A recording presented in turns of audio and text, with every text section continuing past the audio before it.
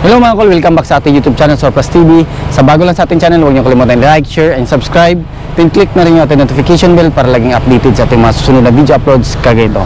Ngayon mga kol, pakita natin yung ating Suzuki Every Wagon all-wheel drive K6A engine, 660cc, 63 horsepower. So ito ay sporty edition. Tapusin natin yung video mga kol para malaman natin kung magkano ang presyo sa ganitong setup. So tara, check na natin. So makita natin dito mga kol, yung unit natin is yung kulay is metallic black. Meron tayong 3-layer headlights. Ito yung ating 3-layer headlights. Every Wagon emblem, sporty edition na grills. Ito yung sporty edition natin. Fog lamp, original sa ating mga DE64W. Ito makita natin dito, meron tayong steel bumper based sa request ng ating owner. So fully tinted din yung ating unit mga kol. Yan. Then dito meron tayong matte black na side mirror with lights. So dalawa po yung ilaw nito. Yung ilaw nito mga kol is blue and orange kasabay dito sa ating fender light. Ayan, makita natin. Ito yung ating fender light. Ayan. So yan po fender light natin mga kol.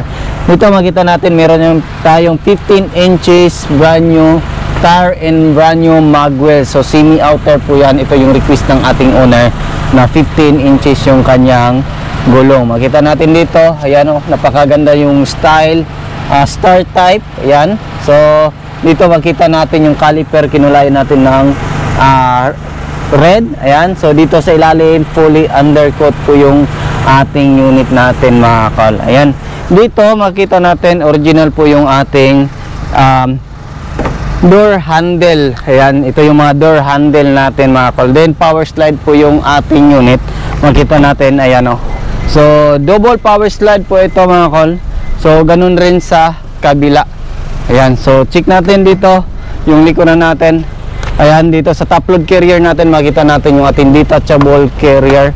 So ito yung pinaka maganda na carrier na ilagay sa ating mga DE64W para matibay kasi dito sa gutter siya nakalagay. Ayan, dito rin makita natin dito sa likuran, LED na po yung ating tail light. So itong tail light natin is from Race Concept.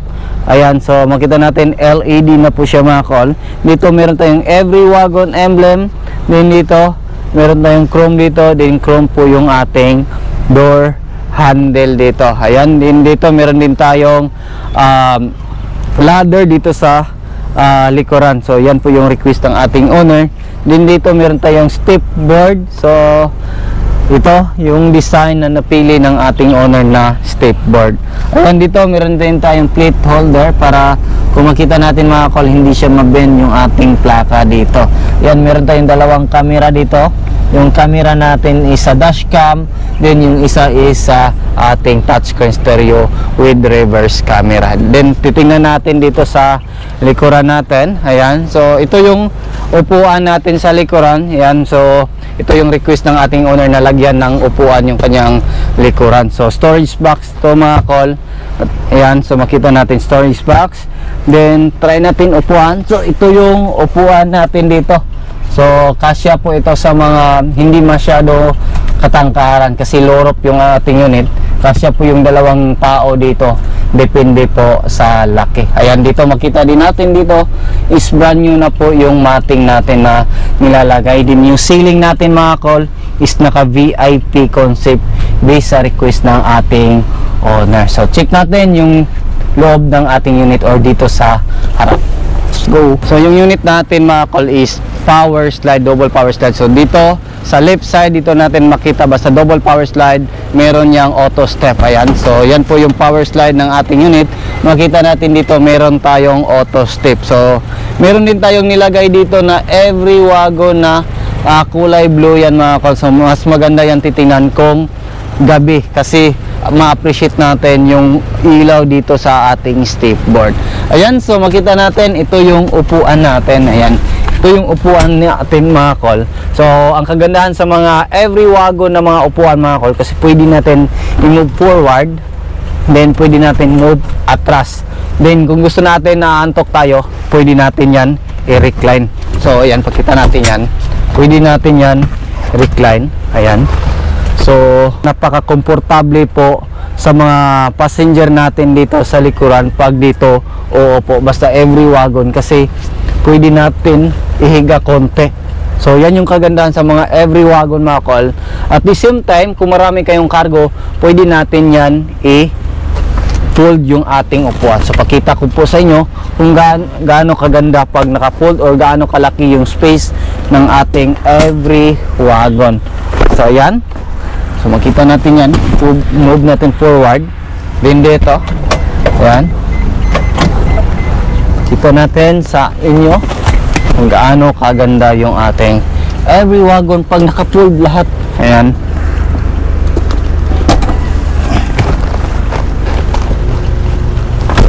So yan yung upuan natin. So move natin forward dito. Ayan, so yan po yung upuan natin pag naka-fold. Kung marami kayong mga cargo na malengke kayo or na grocery, pwede po dito ilagay. So ito yung space na pwede magawa. Ito yung clearance. Yan, so pag nakaupo kayo dito, yan po yung clearance. So napakalaki ng space ng ating every wagon. So yan, so kompleto na po yung seat belt. So yan yung inaano natin na makumpleto yung seatbelt sa mga bagong order, kasi yan yung inaano natin, kasi yan yung kadalasan concern sa atin. So ina-address natin yan, hanap tayo ng maraming supply ng seatbelt para kumpleto lahat. Ayan, din dito rin makita natin mga kol, meron tayong extra fan. Kung alanganin kayo sa aircon dito sa likuran, yan lang natin yan, push on natin yan, left and right, meron siyang mga switches. Ayan o. So mas mapadali natin mga kol na palamigin dito, kasi yung mabilis lumamig lang dito sa harap, sa tulong ng mini fan natin, mas mapabilis yung pagpunta ng lamig dito sa likuran. Ayan, so check naman natin dun sa ating harapan. So check naman natin dito sa ating driver side mga kol. Ayan, so ito yung driver side natin. Sa door natin dito makita natin yung ating main power window switch. Ito yung ating harap na mga power window switch, auto fold. Ayan, so makita natin functional yung auto fold natin. Dito left and right, adjust ng ating mirror. Ayan, functional yan lahat mga kol. Baba then taas. Din dito makita natin bago na po yung cover natin dito. Lahat ng unit natin, binabago natin yung cover para mas maganda tingnan. So ayan, tingnan natin yung loob. Ayan, so makita natin dito yung steering wheel natin is naka-mumu type. So tilt type din. Ayan. So kung gusto yung mga malalaking tiyan, so kasya po yan dito pag upo ninyo. Ayan, so tilt type po siya. Then yung ating mga so basta every wagon pwede natin yan i-adjust, taas then baba, depende sa kung saan tayo komportable. Sa mga every wagon din, lahat ng mga DE64B or DE17B is pwede natin yan i-move forward yung ating upuan kung saan tayo komportable. Ayan, then pwede din natin yan ihiga konti kung gusto natin. So makita natin yan. Ayan, so yan yung kagandahan sa ating mga every wagon na mga unit. Din dito mga kol, makita natin yung ating power slide switch, power slide on, fog lamp switch, power slide, long press lang natin. So tingnan natin yan dito, makita natin yan no. So nag-o-open po yan, long press lang yan natin dito mga kol, then magko-close na po yan dito. Ayan, makita natin. Ayan, so nagko-close na. Then sa kabilang side, long press lang natin. Ayan, kung makita nyo doon is nagko-close po yung ating sliding door. So ayan, dito rin makita natin yung ating digital temperature gauge. So nilagyan natin digital temperature gauge based sa request ng ating customer. So ayan, makita natin dito mga kol, meron tayong 9 inches Android stereo with reverse camera. So ayan, makita natin yan no? So kitang kita yung likuran natin pag magre-reverse tayo. Din dito meron din tayong dashcam, full screen po yan mga kol. Makikita din natin yung likuran. Ayan, pag nagre-reverse tayo. Then front and rear. Ayan, ito is yung rear, then ito yung front. Kitang kita natin dito sa ating camera. Ayan, then dito tanggalin natin yung cover para makita natin. Ayan o, so kitang kita po yan mga kol. Ito yung likuran, then ito yung harapan natin. Pag mag reverse tayo, kitang kita din yung reverse likuran natin dito. Ayan, so yan yung kagandahan sa ating unit. Depende yan sa gusto ng ating customer. Itong mga accessories na to is optional po ito lahat mga kol. Then dito meron tayong lagayan dito sa lagayan ng mga sunglasses. Ito is ilaw, room light natin. Then dito yung ating mga sun visor, yan. So yung kanyang LTO registration, then dyan natin nilagay. Then dito makita natin dito, yan, yung sun visor pa rin niya. Yan din dito mga kol, makita natin yung ating overdrive switch. Ayan, makita natin yan dito sa ating panel gauge. Ayan, so yan po yung ano natin, overdrive switch. Yan, ito yung overdrive switch natin. Kita yan pag naka-off, then ganyan pag naka-on. So pag naka-on po yan mga kol, hindi po yan mag-a-offer dito sa ating panel gauge pag aandar yung ating makina. Then dito rin makita natin yung ating hazard switch, aircon switch, ayan, auto, then easy, ayan, then yung blower, adjust natin. Then makita natin dito, ito yung ating air vent, isa, dalawa, tatlo, apat. Yan po yung air vent ng ating unit. Then dito yung console box natin, ayan, console box. Then meron din tayong mga extra lagayan dito. Then yung ating lagayan dito ng cigarette filter kung naninigarilyo po kayo. Ayan, makita din natin dito, meron tayong cup holder, meron tayong extra lagayan dyan. Then meron tayong armrest dito. Ito yung armrest natin. So ito naman yung ating legroom ng ating unit mga kol. So kitang kita dito yung ating accelerator pedal. Ito yung ating accelerator pedal. Then ito yung ating brake pedal. Then yung ating parking brake pedal. So ibig sabihin pag nakababa po yan mga kol, is naka-parking brake po siya mga kol. Then pag nakataas, yan po is free wheel. So yan po yung mga DE64W na mga full automatic. So nandyan po yung kanyang parking brake pedal. Ayan. So check naman natin yung ating makina. So ayan, so check natin yung makina natin. Ayan, so dito tayo mag-o-open. Ayan. So yan. So check natin. So yan po yung makina natin. Yung makina natin mga kol is K6A engine, 660cc, 63 horsepower. So 4-speed automatic transmission po ito. And makita natin dito mga kol, dito tayo mag-refill ng oil, blow off valve. Ayan, so dito yung kanyang turbo. Ito yung N. Ayan. So kitang kita yan pag mag-arvin tayo. Ayan. So dito meron tayong ignition coil dyan sa loob. Ito yung ating oxygen sensor, dalawa po yan mga kol. PCV valve, yung ating injector, isa, dalawa, tatlo. Yan po yung injector natin. So check natin sa kabilang side. So dito makita natin yung makina natin. Yan, so dito mga kol, makita natin yung ating chassis number. So sa opener natin sa ating upuan.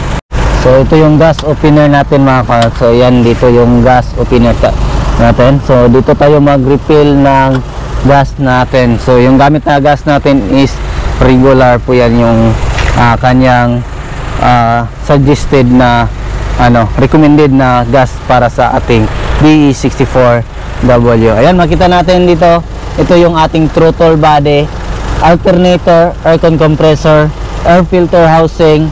Then ito yung ating main fuse box. So dito din tayo mag-check ng engine oil mga kol. Then ito yung ating ATF or yung ating automatic transmission fluid. So yung makina natin is K6A engine, 660cc, 63 horsepower. So check naman natin kung ano naman yung laman dito sa ating hood. So dito tayo mag-check mga kol. Yan. Yung ating hood opener. Nandyan. So check natin dito.